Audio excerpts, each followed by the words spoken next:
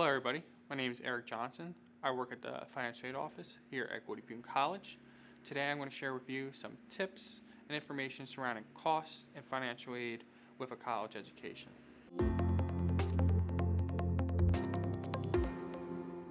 Costs are so important in any part of your life, whether it's purchasing a home or vehicle or college education. When it comes to a college education, you want to think about these three questions. What is the tuition cost? What is the cost to live on campus? And is there any meal plan costs associated with living on campus, commonly referred to as room and board? Here at Goldey-Beacom College for this upcoming academic year, our tuition is $850 per credit hour. So over 30 credit hours, 15 credits in the fall, 15 credits in the spring, which is what most freshmen and a majority of our students take during the year. It'd be $25,500 for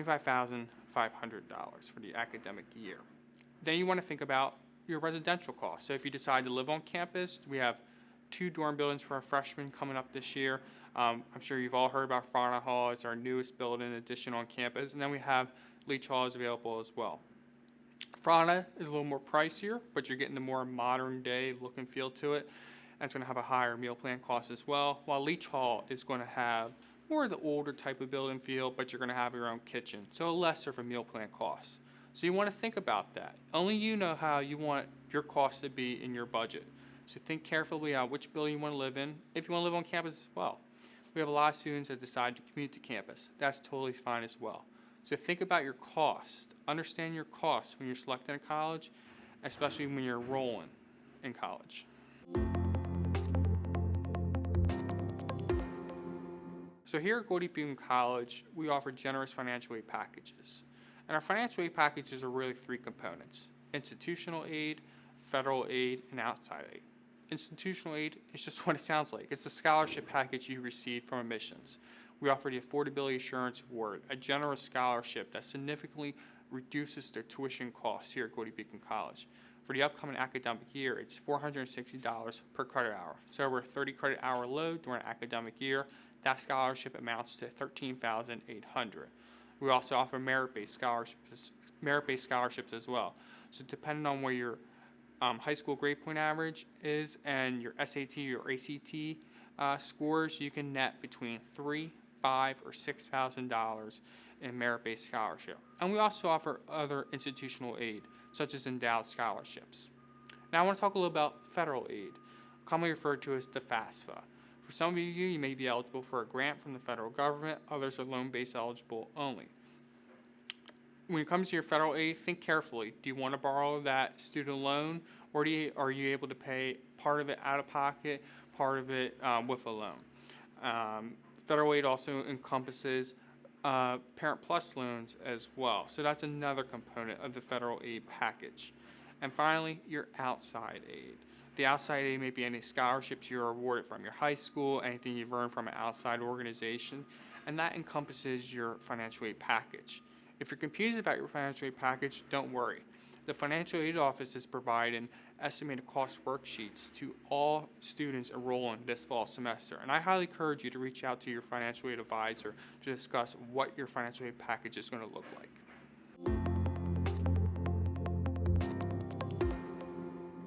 All right, so step 1, I talked about understanding your costs because costs are important. Step 2, how about your financial aid package? So now what's the next step you're wondering? And this is really understanding your net cost. So you have a balance left over and you're probably wondering, how am I going to make this affordable? How am I going to make payments on this? And here at Goldey-Beacom College, there's several different ways you can do that. First, with our business office, we offer interest-free payment plans. In an upcoming segment, Brittany Krause will discuss a little bit more about this. But I want to stress, cost is important. Interest-free is a terrific option to pay off that principal during the year. The less money you have to spend on interest now, the better. Another option a student can do to pay off the balance during the year, if they can only afford part of a payment plan, or if they can't afford the payment plan, is to consider student loans. So if you already borrowed the maximum in student loans for freshman year, there's 2 options. There's alternative private loans, which are commonly from banks and other lending institutions, or you can look at federal Parent Plus loans. Look into both, see which more is advantageous to you, the student and the parent.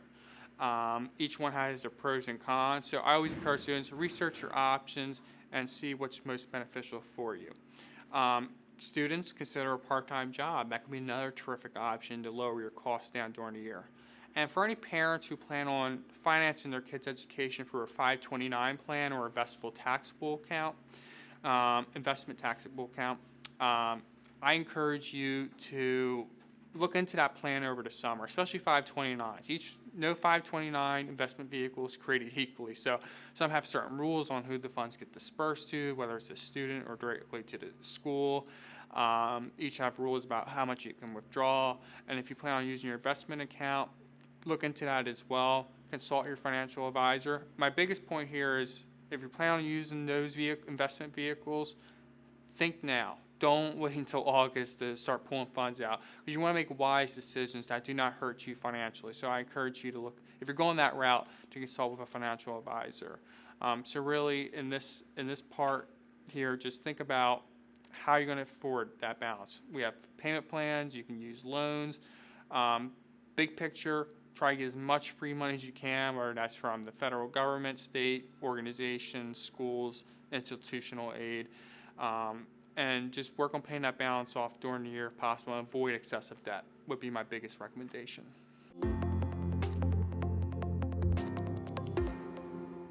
So the most important points in my presentation so far is really, I keep stressing it, cost, all right?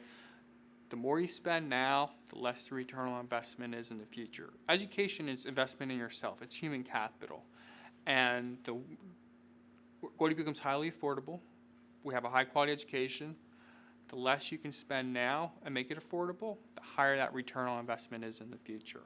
My second point is parents, students, you need to be on the same page.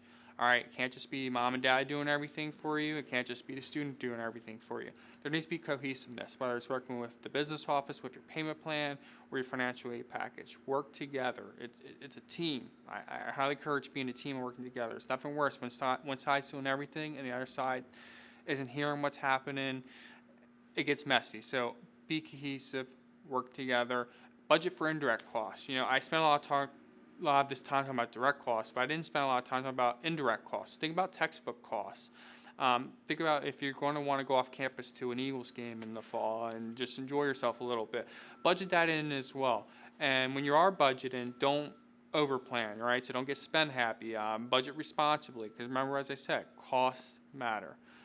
So those would be my main points in this presentation. I'm going to hand it off to my pal in the business office, Brittany Krause. She's going to talk a little more about the business office functions and the payment plan system I alluded to earlier.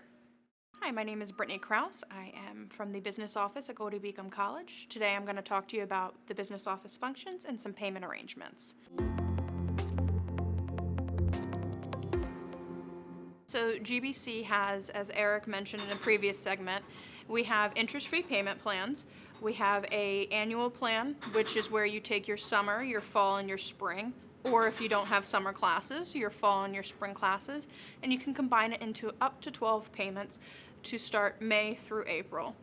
We also have payment plans that are by semester, so if you like to look at your account based on just the semester, you can then do the fall-only payment plan, and then you can do a spring-only payment plan. I mentioned summer, so if you do enroll in the summer, you can do a summer payment plan as well.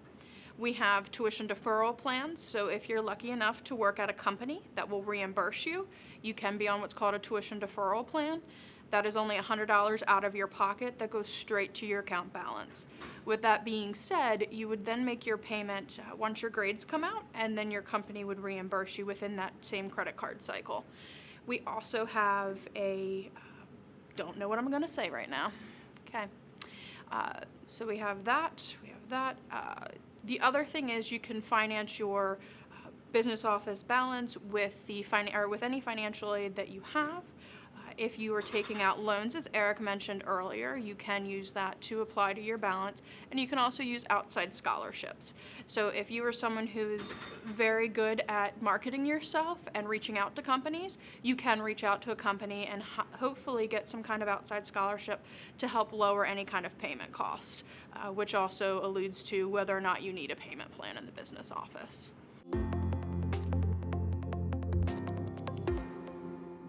Okay, so to secure your schedule in the business office, you're going to hear that terminology a lot from the business office staff. And what that means is, have you made payment arrangement or have you paid your account in full? You can do one of three things. Pay your account in full with money, that's great. Or you can do loans with your financial aid advisor and or your financial aid package if it covers your balance. The other options are to use payment plans. So you can secure your schedule by out-of-pocket payment up front, fully paying. You can then use your financial aid, or you can go on a payment plan. So those are the three ways to secure your schedule. If you do not secure your schedule, which will lead me into my next question that we'll talk about, is you will be placed on what's called a business office hold, and your access to Wi-Fi can be shut off.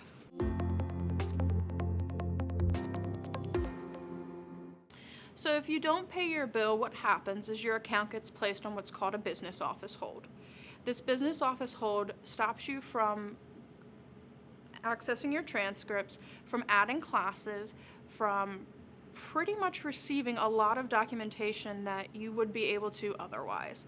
You can still be a student, you can still attend classes, but what the business office hold does is it alerts other departments that there's a financial concern where the student is not paying and they're not willing, not that they're not willing, but they have not at this time accepted their balance. So what will happen is if you go to try to add a class or you try to ask for a transcript, you're going to see this hold come up and you're going to get declined. So my recommendation is, if you see that, please make sure you reach out to the business office, as well as you will get emails from the business office saying that you are in fact on that hold. After 2 weeks of being in the classroom, if you have not secured your schedule, what happens is there is a script that IT runs and you will lose your Wi-Fi access. So after 2 weeks of being in classes and being able to use your Wi-Fi, it will go away if you do not secure your schedule.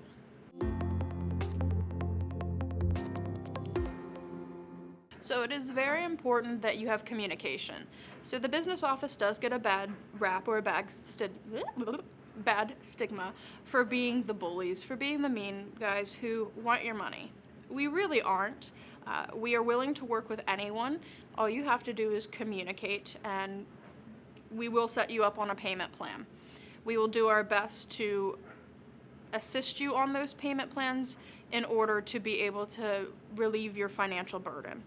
The other thing is, especially as a parent, to know that there's a thing called FERPA. So as a parent who wants to be involved in their child's school information, their account balance, it's very important that you have your student fill out what's called a FERPA.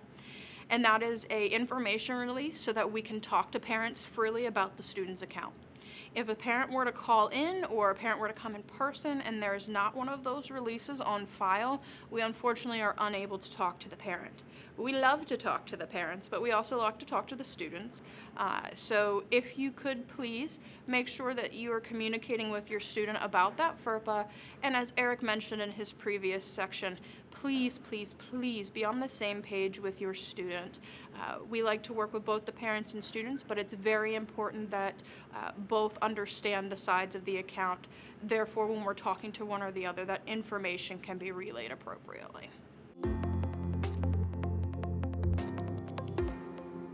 So in the fall semester, the payment due date is August 15th. In the spring semester, it is January 2nd, and in the summer semester, it is due May 1st. So when I say the summer semester, I am now talking about 2021, and same with spring, we're talking about 2021. So what you'll do is you'll need to either, like I've mentioned previously, secure your schedule by making payment in full, going on a payment plan, or having your financial aid completed by August 15th for fall. For spring, you want to do it by January 2nd, and for summer, you want to do it by May 1st. Once you have those plans in order as to how you're going to secure your schedule, you can make your payments online if you still have payments out of pocket. You can go online to Campus Web. On our website, under the Finances tab, you will find a My Account Balances, where you can then click on My Account Balances and make your payments. One thing that parents and students sometimes get tripped up on is that it shows the entire account balance. So if the entire account balance is on there and you're on a payment plan, it's still going to show you a larger sum than your individual installment payments.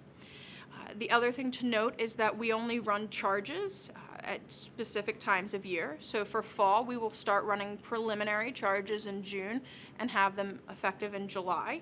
So it's typically about a month before the semester begins that charges will be available to you for those charges to be on your account.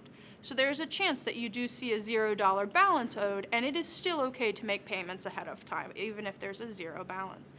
I've mentioned online payments. You can pay by cash, you can pay by card, you can pay by check, you can have a cashier's check. Any form of payment is really acceptable. Pennies, we will take those too.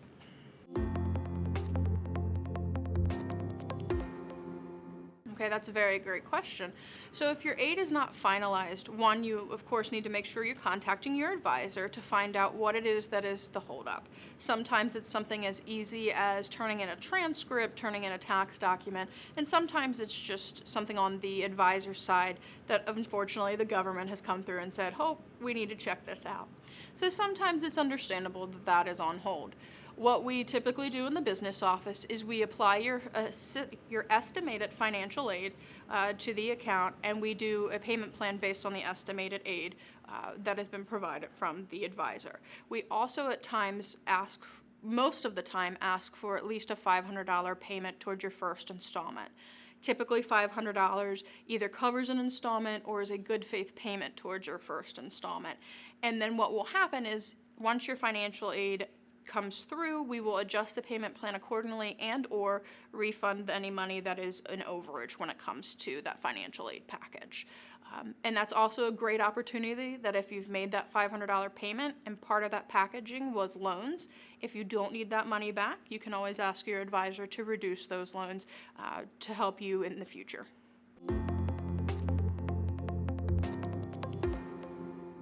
So what will happen is that your account balance will reflect what is called a credit, meaning that the college then owes you money. Unfortunately, we can't just cut a check right away. So what will happen is once that money comes in, some of it's federal monies, once that money comes in and we have what's called our aid disbursement day, once that aid comes in, we have 14 days from the time any federal aid has dispersed to get a refund check cut to you or the student. Depending on if you're taking loans, if it's a federal or not a federal loan, if it is a Parent Plus loan or a direct loan to the student, there may be who it can go back to, such as Parent Plus loans can only go back to the parent unless otherwise specified when they fill out those applications. There's also, if there's a credit on the account, if the student would like to use it for books, they can. At that time, they can request a book voucher. But again, they need to do that before we disperse any aid. Otherwise, they would get that in a refund check. The book voucher is only good for the Goldey-Beacom College's bookstore, which is online. That is not something that can be provided right away, again, in a check for students to go out and purchase books if needed. The other thing is the students can then, once we cut a check, if they would like to put it back on their account for future use, they can. And if it is coming from loans or things that they need to pay back, of course, loans, they can talk with their advisor if they don't need those funds. They can also apply it, which is not advised, but they can also apply it if they would like to use it down in our campus store if maybe they want to purchase a sweater or something of that nature.